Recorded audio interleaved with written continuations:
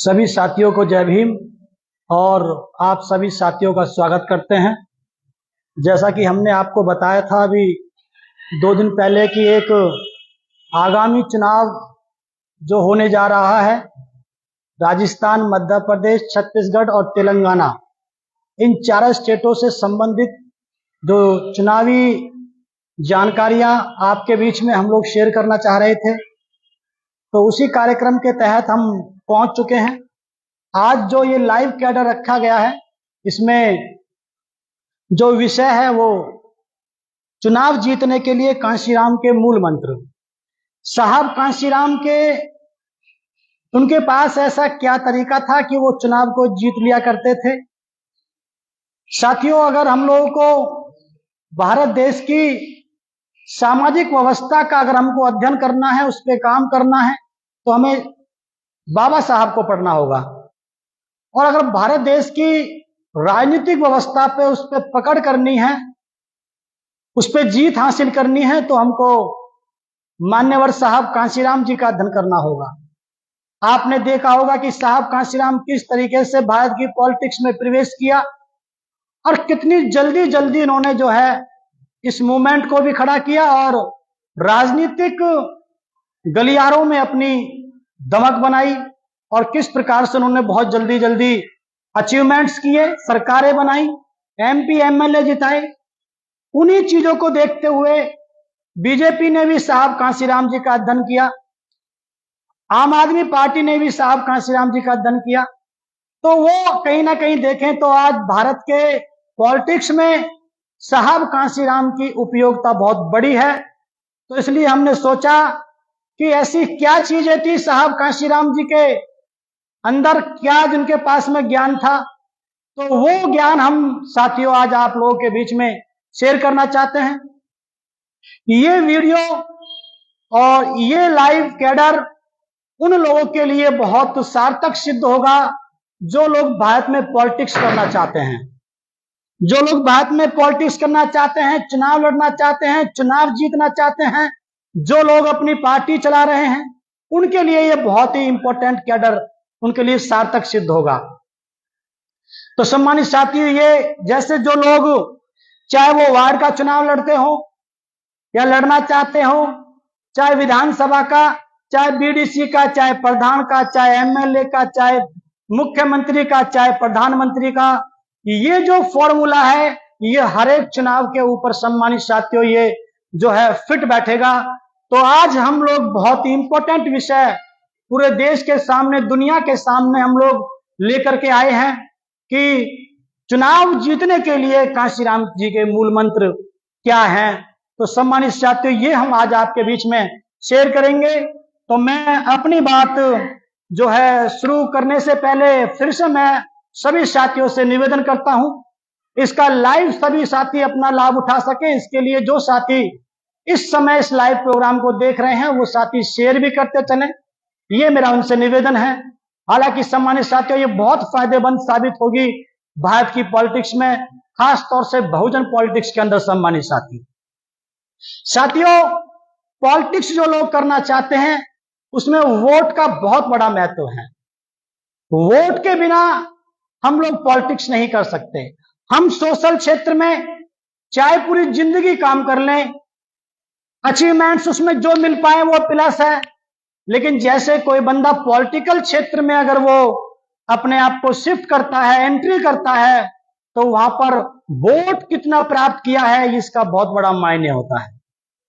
आप वोट अगर प्राप्त नहीं कर पाते हैं तो आपको ऐसे इग्नोर कर दिया जाएगा कुछ समय के बाद। सम्मानित साथियों, जैसे एक क्लास में एक बच्चा पढ़ता है, उस बच्चे ने पूरे साल क्लास पढ़ी, टीचर ने उसको एग्जाम लिया, उसका टीचर ने पता चला कि पास होने के लिए 33 नंबर चाहिए थे, लेकिन उसको 30 नंबर मिले। बच्चा फेल हो गया, लेकिन पासिंग मार्क्स के बहुत नजदीक था।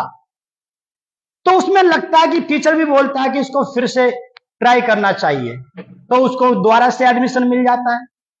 लेकिन एक बच्चा, मान लीजिए किसी बच्चे ने क्लास ज्वाइन करी और उसके 100 में से 3 नंबर आते हैं, पास होने के लिए 33 नंबर चाहिए, उसको 3 नंबर मिल रहे हैं, तो टीचर उसके ऊपर कहेगा भाई इसकी संभावना मुश्किल है।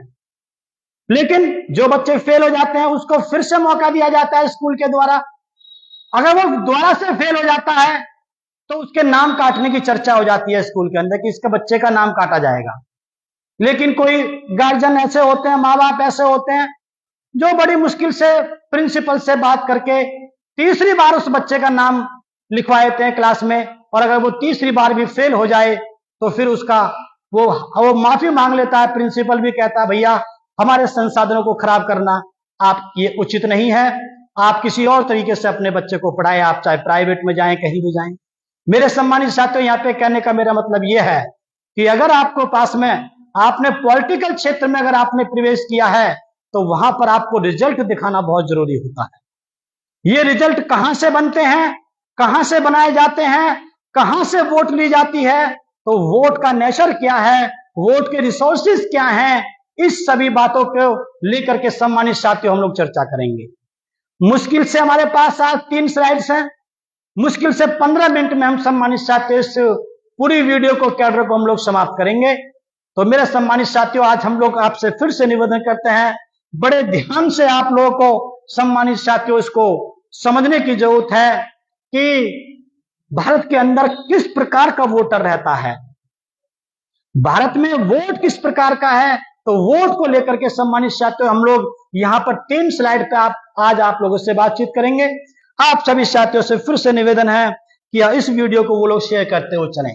सबसे पहले हम लोग समझें कि नेचर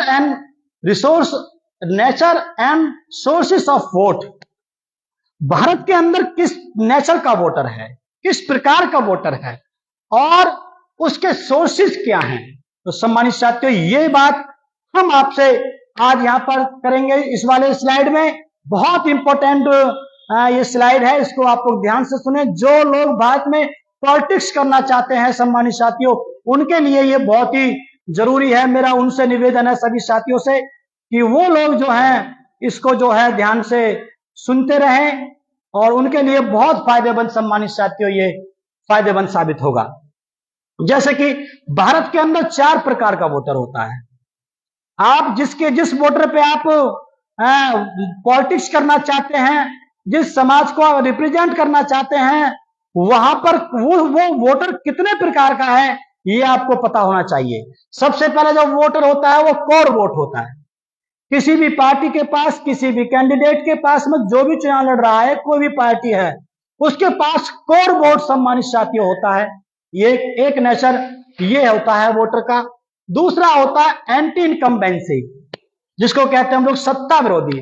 जिसकी सरकार चल रही है वहां से वोटर सेटिस्फाई नहीं होता है, वो उम्मीद कुछ करता था सरकार बनाने के लिए, पहली वाली सरकार के लिए, लेकिन जिसने वहां पे वोट दिया है उसके बावजूद भी फिर बाद में वो सेटिस्फाई नहीं हो रहा है, तो वो सत्ता से बाहर निकलता है, सत्ता के विरोध में खड़ा हो जाता है। सम्मानित साथियों दूसरे प्रकार का वोटर ये होता है। तीसरा होता है फ्लोटिंग वोटर।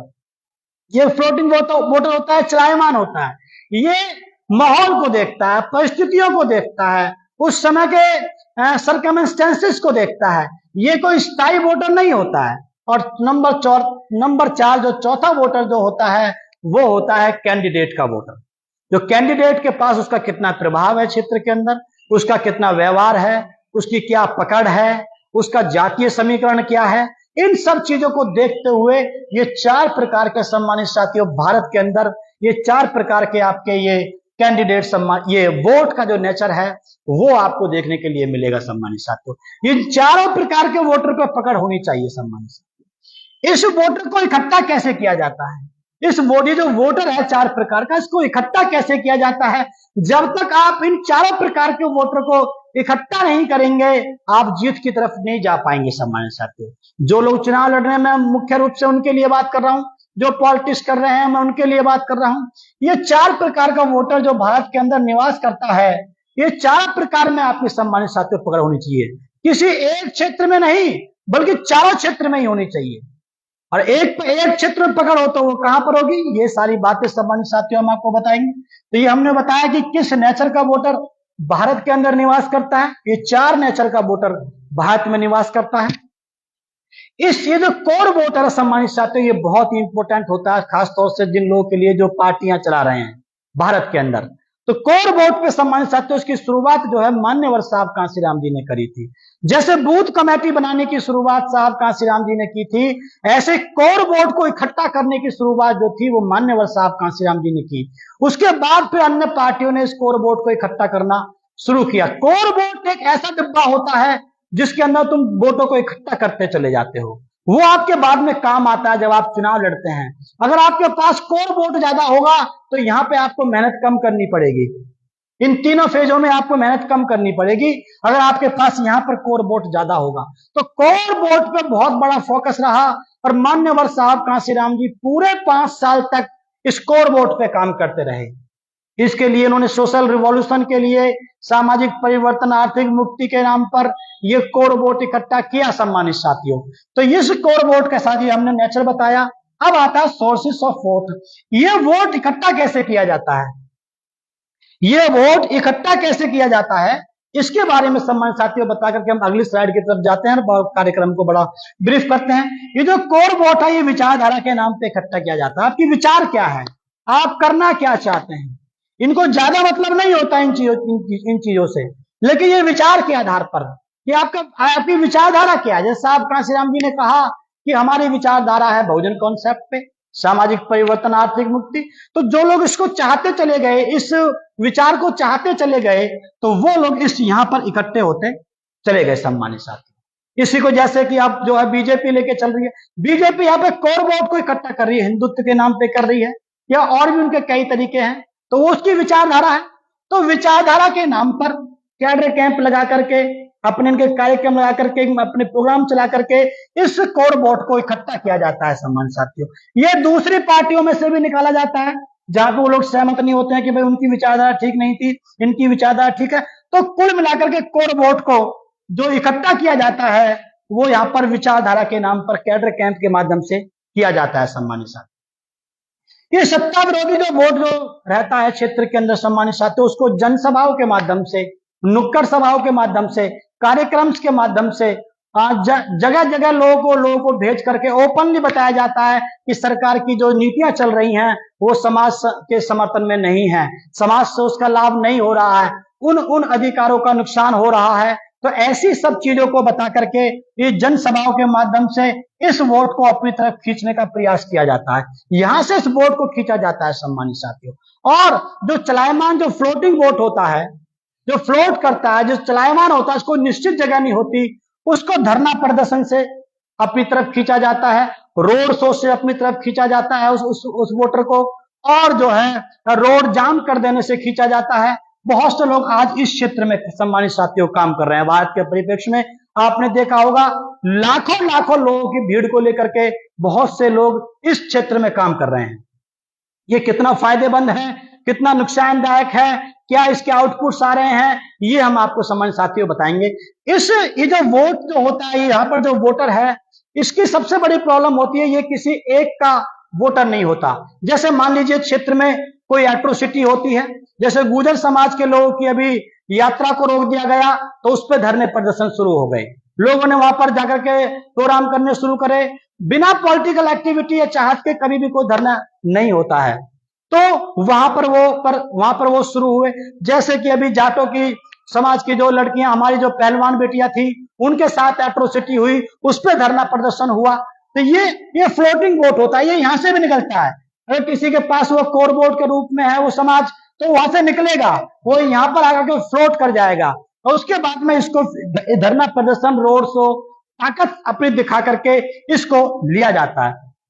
इसकी सबसे बड़ी प्रॉब्लम क्या होती है, ये किसी एक व्यक्ति के साथ नहीं होता है। जो भी इस प्रकार की एक्टिविटी करने की शुरुआत कर देता है उसी के पीछे ये वोट चल देता है। वो भी वोटर होता है, वो चल देता है, कहीं ना कहीं उसके टुकड़े होते हुए चले जाते हैं। अगर कोई एक ए नाम का व्यक्ति कोई इस प्रकार की एक्टिविटी रोड पे करता है, वो उसके भी साथ चल देगा। बी नाम का व्यक्ति उसी प्रकार की सेम एक्टिविटी करता है तो ये वोटर जो है ये उसके साथ भी चल देगा। सी नाम का करता है उसके साथ भी चल देगा। तो यहां पर कहीं ना कहीं इसके टुकड़े हो जाते हैं। बहुत से लोग जब इस वाले हिस्से में काम करते हैं, उनके पीछे 10-10, 20-20 हजार लोगों की अगर उसके साथ भीड़ चल जाती है तो वो सोचते हैं कि मेरे साथ तो लोग इकट्ठे हो गए हैं, तो इसी यहां पर वो लोग गलती कर देते हैं। इसी की वजह से यहां पर इतनी बड़ी मात्रा में इतनी जल्दी ये लोग ये बहुत जल्दी इकट्ठे होते हैं। इनको इकट्ठा करने में टाइम लगता है। ये बहुत जल्दी फ्लोट करते रहते हैं, तो तैरते रहते हैं समाज में, तो देखते रहते हैं कि कोई एक्टिविटी करे। तो जैसे कोई बंदा इनकी बात को लेकर के जैसे एट्रोसिटी को लेकर के कोई चल दिया, नौकरी को लेकर चल दिया, स्कॉलरशिप को लेकर के चल दिया, अधिकारों के हनन को लेकर कोई चल दिया, तो बहुत जल्दी ये लोग बहुत जल्दी इकट्ठे हो जाते हैं। और इकट्ठा होने के तुरंत बाद जो लोग ये सोचते हैं कि जो लोग इकट्ठा हुए हैं, अगर वो व्यक्ति जो नेतृत्व कर रहा है इन लोगों का, वो ये सोच ले कि ये लोग तो मेरे साथ हो गए हैं, तो वो सबसे बड़ी गलती कर देता है वो व्यक्ति। आपने देखा होगा इस चीज, अभी कुछ दिन पहले ये गलती हमारे एक साथी ने की भी है। इन लोगों को अपने साथ में देखते उन्होंने जो ना पॉलिटिकल अपने डिसीजन ले लिए, और डिसीजन की वजह से क्या हुआ कि यहां पर प्रॉब्लम क्या है, ये अगर 10% ये वोटर होता है तो 10 टुकड़ों में होता है। इसके टुकड़े हो जाते हैं बहुत सारे। ये अपने आप में निर्णय ठीक से नहीं ले पाता है। जितना ले पाता है, तो आपने देखा होगा 50-50 हजार लोगों की मीटिंग को संबोधित करने के बावजूद भी उनके प्रत्याशी को 500 वोट मिले।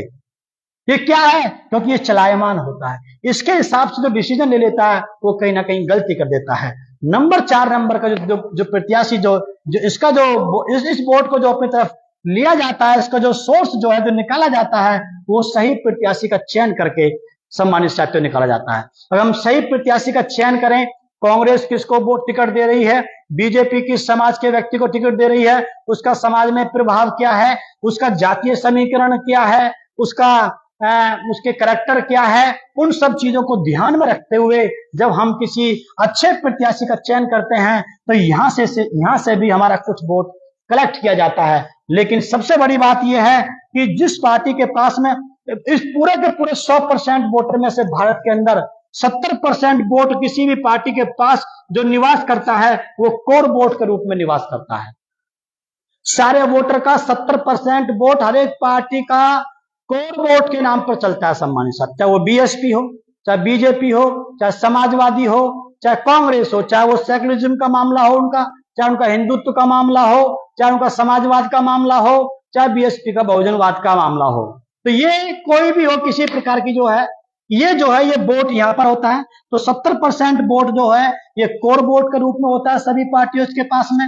ये 10% होता है, फ्लोटिंग 10% होता है, प्रत्याशी का 10% होता है। तो सम्मानित साथियों, सबसे ज्यादा जो वोट जिस पार्टी के पास यहां पर वोट ज्यादा होगा, उसकी जीतने की संभावना ज्यादा होती है।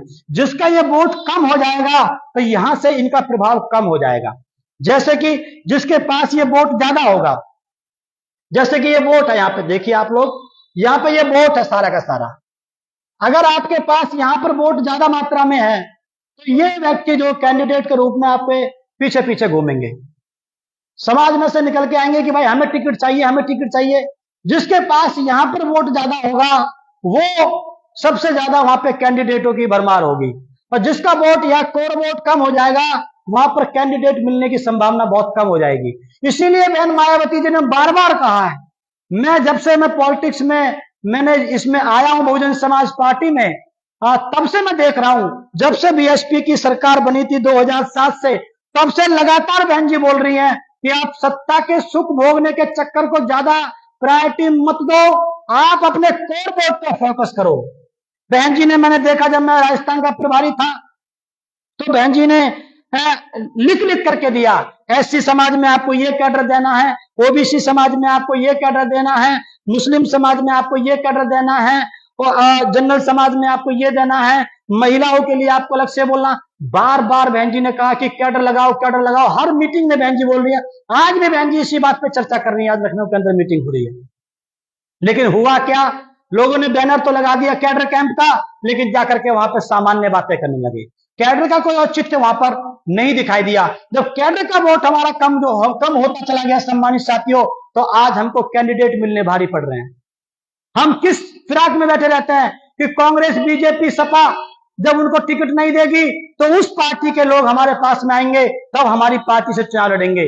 तो ऐसे कभी भी सही कैंडिडेट का सिलेक्शन नहीं हो सकता है। तो ये वोट भी हमारे हाथ से खिसक जाता है, चाहे इसमें 2-3% ही हमारे पास वोट आता हो। तो कहीं ना कहीं अगर इसका सही सिलेक्शन करना है हमको कैंडिडेट का, इनको अपने पीछे लाइन में लगा करके इनसे, क्योंकि ये किसी के सगे नहीं होते कैंडिडेट लोग, इनको तो जहां भी विधायक बनता दिखाई देगा वो वहां पे भागेंगे, सांसद बनता दिखाई देगा वो वहां पे भागेंगे। तो वो लोग कभी किसी के खास, मैं सब की बात नहीं कर रहा हूं, 90% लोगों की बात कर रहा हूं, ये किसी के सगे नहीं होते, लेकिन ये देखते क्या कि किसके पास स्कोर वोट ज्यादा है, उसकी डिमांड में वो लोग लग जाते हैं। कुछ वोट हमको यहां से भी मिलता है, हवा बनती है, यहां से भी मिलता है, लेकिन इन तीनों के वोट को इकट्ठा करके हम कभी जीत नहीं सकते जब तक हमारे पास प्लस में कोर वोट नहीं होगा। ये वो डिब्बा है जिसके अंदर साहब कांशीराम हमेशा भरते रहते थे। इसलिए कोर वोट सबसे ज्यादा बहुजन समाज पार्टी के अंदर हुआ करता था। अगर हम उत्तर प्रदेश की बात करें तो सम्मानित साथियों, ये रेशियो मैं आपको बता करके फिर अगली स्लाइड पे आपको ले आकर के इस मीटिंग को, इस कैडर कैंप को सम्मानित साथियों हम लोग कंक्लूड कर देंगे। कोर वोट की बात की जाए जो 70% जो कोर वोट है सभी पार्टीज के पास, इस समय बीजेपी के पास, अगर हम उत्तर प्रदेश की हम लोग बात करें एग्जाम्पल के रूप में, इसको आप किसी भी स्टेट के अंदर सम्मानित साथियों आप लोग इसको अप्लाई कर सकते हो। तो अगर हम बीजेपी की बात करें तो 30% कोर वोट है इस समय बीजेपी के पास, और उसको वोट कितना मिला है? 12%। 30% कोर वोट है बीजेपी के पास में, 12% इसने फ्लोटिंग वोट निकाला है यहां में, इसमें से 12% इसको जो है 42% वोट मिला है बीजेपी को इस बार उत्तर प्रदेश के विधानसभा के चुनाव के अंदर। 30% कोर वोट के अंदर यहां पर 42% वोट मिला है, तो 12% इसने यहां से निकाला है। ये यहां से कब निकला? क्योंकि उसके पास में मूल वोट उसके पास बहुत बड़ी मात्रा में था। पैसा आता है लेकिन जहां ज्यादा पैसा होता है वहां से छोटा पैसा आता है। यहां पे इकट्ठा किया गया सम्मानित साथियों ये वोट, तो ये कोर वोट तो यहां पे बसपा के पास सबसे ज्यादा कोर वोट हुआ करता था। ये क्या है? हिंदुत्व के नाम पे इकट्ठा कर रखा है, और क्या है? एंटी किसी के समाज के खिलाफ करा करके इकट्ठा कर रखा है। जैसे ऐसे समाज में एंटी चमार वोट को इकट्ठा कर रखा है, तुम्हारा अधिकार वहां छीन लिया क्योंकि हम लोग उनको समझा नहीं पा रहे। ओबीसी समाज को एंटी अहीर इकट्ठा कर रखा है। तो इस प्रकार से यहाँ पे बहुत बड़ा बंच इन्होंने इकट्ठा कर रखा है सम्मानित साथियों। 42% वोट इन लोगों को मिला है। और एक सबसे बड़ी बात है जहां से हमें साहब कांशीराम जी की याद आती है, आपने सुना होगा कि बीजेपी ये बोल रही है कि हम 50 साल तक शासन करेंगे भारत के अंदर। क्यों? वो इनका टारगेट है कि इस कोर वोट जो 30% जो कोर वोट है इनके पास में, उसको ये 51% में लेना चाह रहे हैं। 51% बनाना चाहते हैं स्कोर वोट को, उनका टारगेट चल रहा है कम करना, उनका ये टारगेट चल रहा है कि जो है ये जरा उसको छोटा करो। अच्छा हाँ ठीक, सॉरी, ओके ठीक है। तो यहां पर इनका टारगेट है कि वो 51% स्कोर वोट को बनाना चाहते हैं। अब बताइए, अगर 51% ये लोग यहां पे बना लेंगे, कुछ वोट यहां से भी निकाल लेंगे, तो इनका मुकाबला कौन कर पाएगा? कोई नहीं कर पाएगा। ये इनका टारगेट इसलिए बीजेपी कहती है कि हम 50 साल तक शासन करेंगे। क्यों? वो लगातार काम करते रहते हैं, वो लोग, उनके कैडर चलते रहते हैं उनके लगातार, उनकी टीम अलग होती है। आपने देखा होगा बीजेपी का जैसे चुनाव होता है, किसी विधानसभा का चुनाव होता है, अगले दिन से बीजेपी फिर से अपने चुनाव के काम में लग जाती है। क्यों? वो इस वोट को इकट्ठा करना, उसको पता है जितना हम पहले कमा के रख लेंगे इतना ही हमको फिर आगे बेनिफिट होगा सम्मान से। तो ये जो टारगेट है ये बीजेपी इसको अचीव करना चाहती है। हालांकि इतना आसान नहीं है, लोगों के अंदर जागृति धीरे धीरे आएगी। ये कोर वोट जो है बीजेपी के पास 30% है, समाजवादी पार्टी के पास 20% है, इस समय वर्तमान में बीएसपी के पास मात्र 10% है। ये हमारे लिए सम्मानित साथियों सोचने का विषय है। देखिए आप कैसे समझ सकते हैं, उत्तर प्रदेश का मैं उदाहरण दे रहा हूं। सपा के पास 20% है, उसको मिले कितने हैं? 32% वोट मिला है। 12% वोट उसने भी यहां से निकाला है। बीएसपी के पास टोटल वोट जो मिला है वो 12.8% मिला है, लगभग 13% मिला है। तो 10% कोर वोट है, 3% इसमें कैंडिडेट का अदर्स का वोट है। तो 10% हमारे पास कोर वोट बचा है, जो कम से कम हमारे पास 20-22% हुआ करता था। बहन जी की बात ना मानने की वजह से सारा नुकसान पार्टी का हो रहा। बहन जी बार बार बोलती रहती हैं कैडर करो, कैडर करो, कैडर करो, मूल वोट को इकट्ठा करो। कैडर का मतलब मूल वोट को इकट्ठा करना, ज्यादा से ज्यादा लोगों में से खींच के लाओ। इसके पास कहां से गया? यही से तो खींच के लेके आए। तो ये हमारे पास में चला गया, इधर से चला गया, इनका चला गया, यहां से इकट्ठा कर लिया। तो 32% वोट जो है समाजवादी को मिला है, और इसका वो टारगेट है कि उसको 40% कोर वोट इकट्ठा करना चाहती है, जिसके लिए आपने देखा होगा कि स्वामी प्रसाद मौर्य जी आजकल बड़ा बहुजन की बात कर रहे हैं। पीडीए का फॉर्मूला अखिलेश यादव जी लेकर के आए हैं, P4 पिछड़ा और दलित और अल्पसंख्यक मतलब मुसलमान। तो ये उनका टारगेट है कि 40% वोट यहाँ पे इकट्ठा किया जाए, जिससे कि आगे जीतने में आसानी हो। सम्मानित साथी, यहाँ पे भी बसपा के पास 10% टारगेट मान्यवर साहब कांशीराम जी ने बसपा को दिया था कि आपको 51% वोट यहाँ पे इकट्ठा करना है कोर वोट के अंदर, लेकिन यहाँ पर अचीव ये करने में लग गए। हम लोग यहाँ से थोड़ा चटक गए, बहन जी की बात हम लोगों ने नहीं मानी। तो ये 51% वोट अगर हमारे पास यहाँ इकट्ठा हो जाएगा तो साहब कांशीराम कहते थे कि हमको हर बूथ पे 51% वोट सम्मानित साथियों हमको मिलना चाहिए। तो इस प्रकार से ये कार्यक्रम जो लोग कर रहे हैं, तो कोर वोट आपके पास में होना बहुत जरूरी है। कोर वोट अगर आपके पास में नहीं होगा तो आप भारत की पॉलिटिक्स में आप सफल नहीं हो पाएंगे। 10% वोट कोर वोट अदर्स के पास है, जिसके पास में जैसे कांग्रेस है, आरएलडी है, निषाद पार्टी है, एआईएमआईएम है, राजभर की पार्टी है, ऐसे तमाम एटसेट्रा जितनी भी पार्टी है उनके पास 10% कोर वोट है, 13% उनको पूरा टोटल वोट उनको प्राप्त हुआ है। तो कहने का मेरा मतलब यहाँ पर यह है कि हमको बहन जी की इस बात को मानना चाहिए, और खास तौर पर यहाँ पर हम समझाना ये चाहते हैं कि जो लोग इस क्षेत्र में काम कर रहे हैं, जो लोग इस क्षेत्र में काम कर रहे हैं, करते रहें, बहुत अच्छी बात है। इस क्षेत्र में काम कर रहे हैं, करते रहें, अच्छी बात है, लेकिन ये आपका कोई फिक्स वोट नहीं है। यहां से इन तीनों चीजों से आप कभी जीत नहीं सकते जब तक आपके पास कोर वोट नहीं होगा।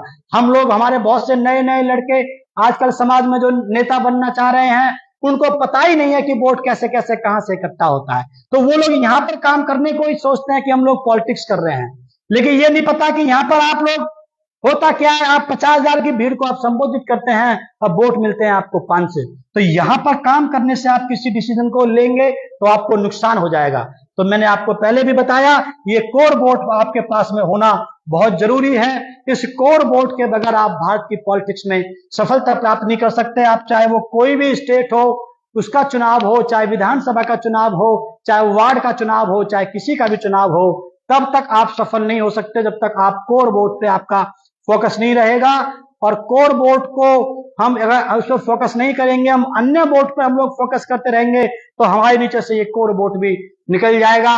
और एक दिन ऐसा आएगा, जैसे मैंने बताया कि हम बार बार अगर हम हार जाते हैं तो फिर वो जो है हमारा नाम जो है वहां से कट जाएगा। इसलिए हमको बार बार ना हारने का मुंह देखना पड़े, इसके लिए सम्मानित साथियों हमको कोर वोट पर हमको अपनी पकड़ बनानी पड़ेगी। तो ये बात साथियों, मैं एक दो उदाहरण बता करके अपनी बात को फिर मैं समाप्त करूंगा कि आगामी जो चुनाव हैं उसके लिए बहन जी ने एक स्टेटमेंट दिया है, जिसको आप भली भांति जानते हैं, आपने सुना भी होगा।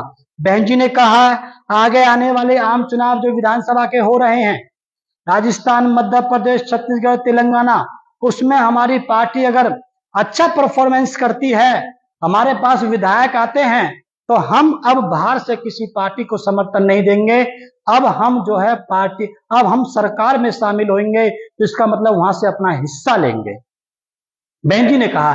तो यहाँ पे सम्मानित साथियों, इसको हम राजस्थान से उदाहरण लेकर के हम समझ सकते हैं। ये चारों स्टेट पे ये अप्लाई होगा, लेकिन उदाहरण जो है वो मैं आपको राजस्थान का दूंगा, क्योंकि राजस्थान का मैं प्रभारी रहा हूं, उसको मैं बहुत अच्छी तरह से समझता हूं।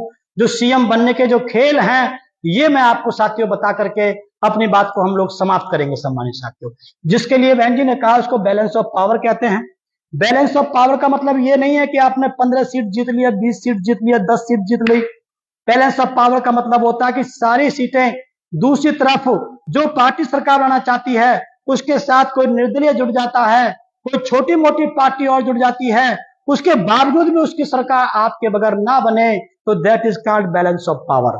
उसके लिए बहन जी ने कहा है कि हम लोग अब सरकार में शामिल होंगे, वहां से समाज का हिस्सा मांगेंगे। तो साथियों, मैं राजस्थान का उदाहरण देकर के इस मीटिंग को, इस कार्यक्रम को सम्मानित साथियों हम लोग समाप्त करते हैं। राजस्थान का उदाहरण इस प्रकार से है कि राजस्थान के अंदर 200 विधानसभा की सीटें हैं। कैसे बैलेंस ऑफ पावर का खेल होता है, किसके हाथ में होता है, क्या हमें सावधानी बरतनी है, ये साथियों में बता के बात को समाप्त करूंगा। विधानसभा की 200 सीटें हैं राजस्थान के अंदर, 101 पर सरकार बनती है मेजोरिटी की, आप अच्छी तरह से जानते हैं, समझ सकते हैं। बसपा के पास में वहां पर कम से कम 15 से हमने 25 लिखा है, लेकिन 20 सीटें वहां पर हमारे पास 15-20 सीटें हमारे पास वहां पर कम से कम होनी चाहिए। 15 से 25 सीटें हम लोग वहां पे जीतेंगे तो तब जाकर के हम बहन मायावती जी के बात को साकार कर पाएंगे। यहाँ पर कैसे? अशोक गहलोत जो वहां पे सीएम बनता है राजस्थान का, उसका वो उनको बताया जाता है कि वो जादूगर थे। पहले वो पॉलिटिक्स में आने से पहले वो जादूगर थे। वास्तव में वो जादू खेलते हैं, सभी सीएम खेलते हैं, अधिकांश सीएम खेलते हैं वो खेल।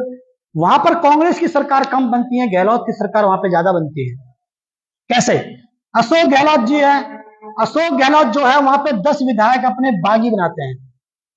कांग्रेस में से निकालेंगे कम से 15 सीट लोगों को निकालेंगे, उसमें से 10 सीटों को जिता लेंगे कम से कम।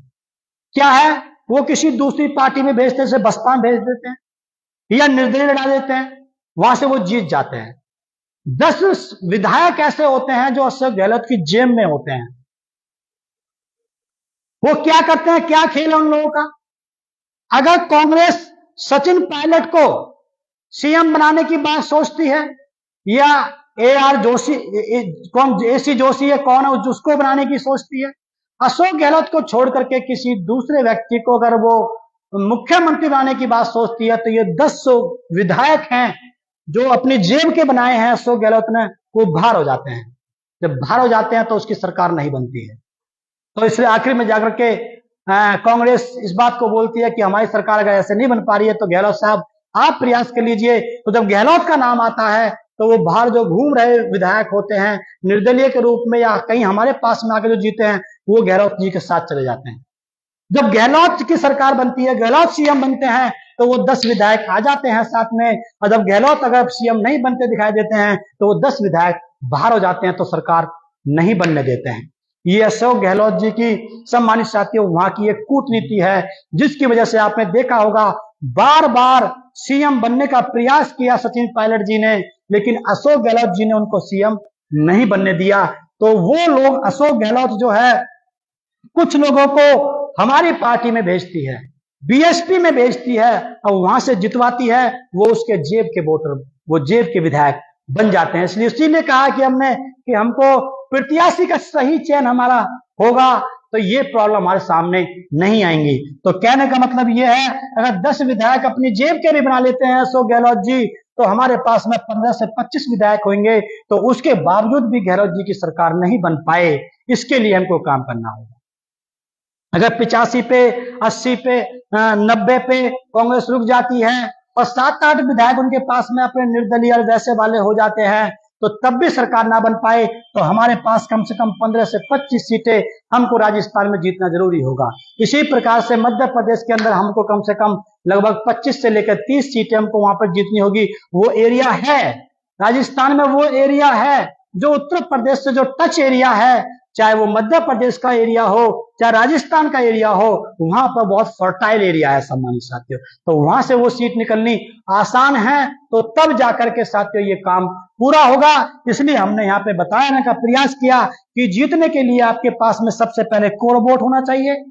उसके लिए आपको पूरे 4 साल, 4.5 साल, 5 साल उसके लिए अलग से काम करना होता है। उसकी पार्टी की जो कैडर कैंप चलते हैं उससे इकट्ठा होता है, कुछ सत्ता विरोधी से आता है, कुछ चलायमान से निकाला जाता है और कुछ हम लोग प्रत्याशी के नाम पे वोट को इकट्ठा करते हैं।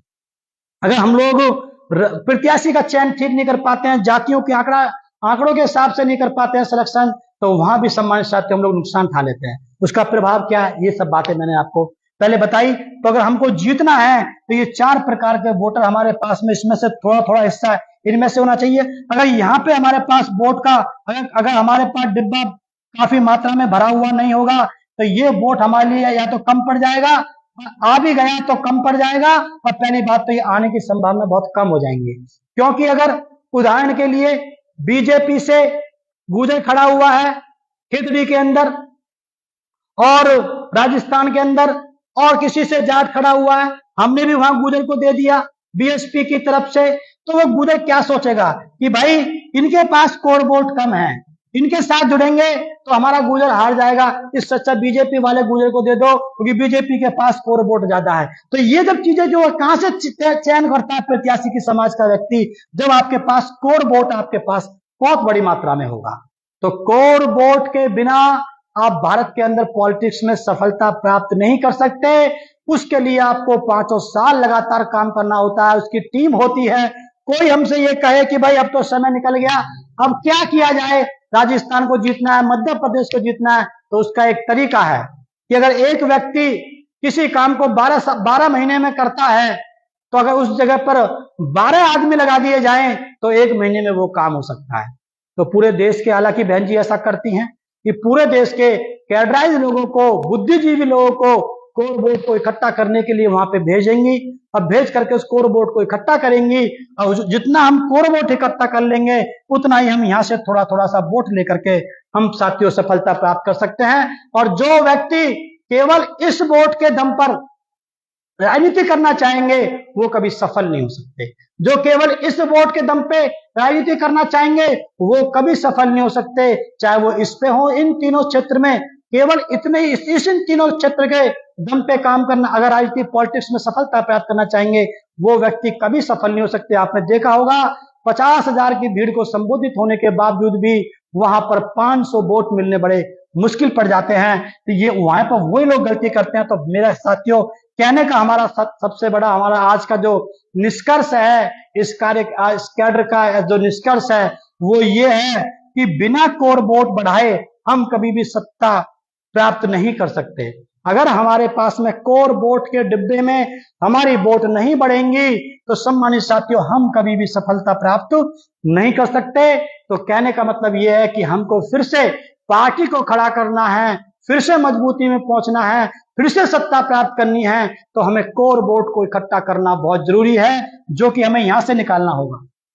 अगर इन लोगों ने हिंदुत्व के नाम पर, एंटी समाज के नाम पर वोट को इकट्ठा कर रखा है, तो बहुजन के नाम पर वोट को आप इकट्ठा निकाल सकते हो।